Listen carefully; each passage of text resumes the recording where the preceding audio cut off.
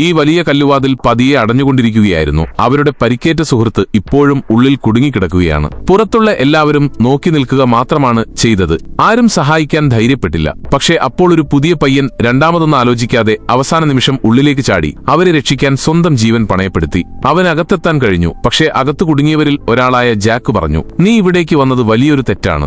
Jack അവനെ പേടിപ്പിക്കാൻ ശ്രമിക്കുകയായിരുന്നില്ല. അയാൾ പറഞ്ഞത് സത്യമായിരുന്നു. അകത്തു കുടുങ്ങിയവരെല്ലാം കഴിഞ്ഞ 3 വർഷമായി ഈ വലിയ എപ്പോഴും മാറിക്കൊണ്ടിരിക്കുന്ന കുരുക്കിൽ അകപ്പെട്ടിരിക്കുകയായിരുന്നു. ആർക്കും പുറത്തു കടക്കാൻ വഴി കണ്ടെത്താൻ കഴിഞ്ഞിട്ടില്ല. ഓരോ ദിവസവും സൂര്യൻ അസ്തമിക്കുമ്പോൾ വാതിലടയും, രാവിലെ വരെ തുറക്കില്ല.